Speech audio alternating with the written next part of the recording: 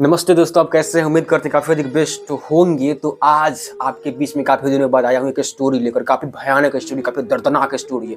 मैं आपको विश्वास दिलाता हूँ कि स्टोरी आप सुनते हैं ना तो आपको विश्वास हो जाएगा कि हाँ, सच में एक ऐसा व्यक्ति है जो अपने जीवन में इतना खतरनाक तरीके से जीवन जिया है और वो एक महिला है, वो एक लड़की है। तो चलिए इस स्टोरी को शुरुआत करते हैं। तो देखिए, एक महिला होती है गाँव में, एक छोटी सी बच्ची होती है और पहले उसमें बाल विवाह हो जाते थे, ठीक है। तो उसका शादी हो जाता है, वो अपने ससुराल चली जाती है, ठीक है। तो अब यहाँ पर बात ये आती है, सब मेन मुद्दा उसका ससुराल में ही होता है। आप ध्यान से सुनिएगा, आपको जोर लगेगा वीडियो और काफी दर्दनाक और काफी भयानक स्टोरी है ये, ठीक है। तो वो ससुराल में जाती है तो वो लड़की वो काफ़ी सुंदर होती है। सुंदर वो अपने पूरे फैमिली में, वो जहाँ ससुराल होती है उस पूरे फैमिली में, आसपास में, समाज में काफ़ी सुंदर होती है, काफ़ी अच्छा होती है, अट्रैक्टिव होती है, देखने में सबसे अच्छा होती है, सबका नज़र उसके ऊपर होता है।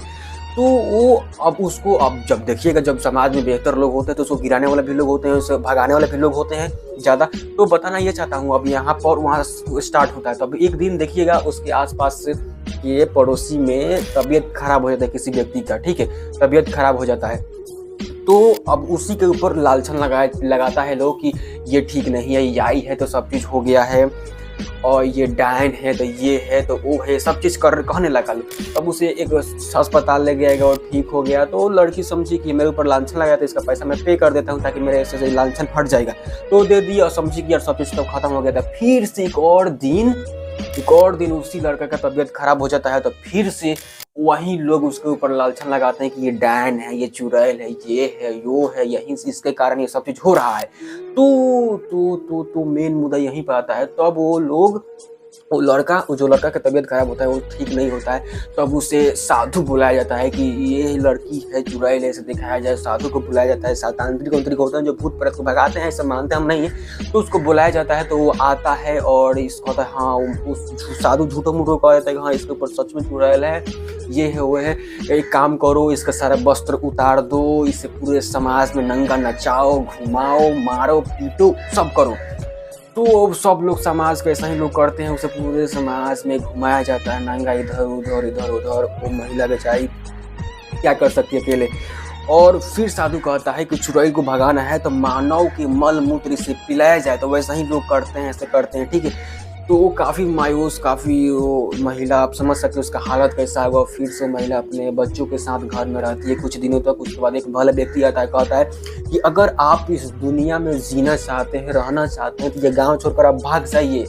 तो वो महिला ऐसा ही करती है, अपने 4 बच्चों को लेकर भाग जाती है किसी दूसरे शहर में, गांव में जाती है कि दरअसल उसके पास पैसा नहीं होता, शहर में नहीं जा सकती है। तो एक पेड़ के नीचे अपने 4 बच्चों का लालन पालन करती है ताकि उसका बच्चा कुछ अपने पैर पर चलने लगे, ताकि वो और शहर में जाकर अपना कुछ कारोबार स्टार्ट करेगी।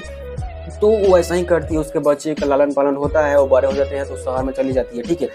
तो शहर में चली जाती है तो उसके बच्चे भी थोड़ा थोड़ा कमाने लगते हैं। और वो, और उसके अंदर स्किल था, सिलाई बुलाई और भी कुछ भी था, तो स्किल था। तो अपने बच्चों को, किसी दूसरे के बच्चों को बताने लगती है, समझाने, तो उससे कुछ पूंजी आता है, कुछ पैसा आता है। तो उस प्रकार से अपना लालन पालन करती है और अपना ख्याल रखती है। और इस प्रकार से उसके पास खाने पीने का पैसा उसके बच्चे कमाने लगते हैं। तो वो अपना महिला अब किसी दूसरे को सिखाने के लिए पैसा नहीं लेती है, ठीक है। तो ऐसा ही फ्री में किसी दूसरे घर जाकर बच्चियों को अपने स्किल सिखाती थी। तो ऐसा ही करते करते इतना बड़ा उसका हो गया था नेटवर्क कि वो ऐसे ही फ्री में बताते रहती थी, ठीक है।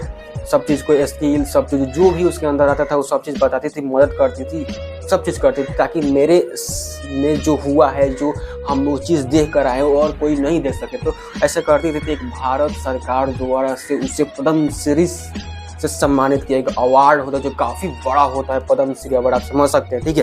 तो उसको दिया गया। अब वो देने के बाद वो महिला से पूछा गया तो सब भयानक स्टोरी बताई, ठीक है। ये एक रियल स्टोरी है, ठीक है दोस्तों।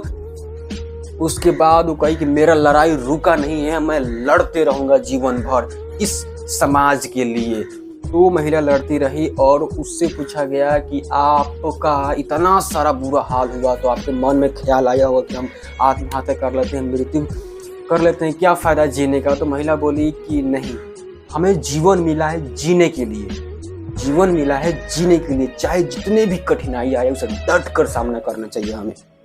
तो मैं आपको यहाँ बताना चाहता हूँ कि हम थोड़ा सा परेशानी आता है तो तुरंत आत्महत्या कर लेते हैं, नंबर कम आ गया तो आत्महत्या कर लेते हैं, कोई किसी से बोल दिया तो आत्महत्या कर लेते हैं, ये कर लेते हैं, वो कर लेते हैं, डिप्रेशन में चले जाते हैं। बट उस महिला से सीखिए दोस्तों कि वो उतना सारा कठिनाइयों को झेलते हुए, उतना सारा प्रॉब्लम को झेलते हुए अपने जीवन में इतना बड़ा मुकाम हासिल की।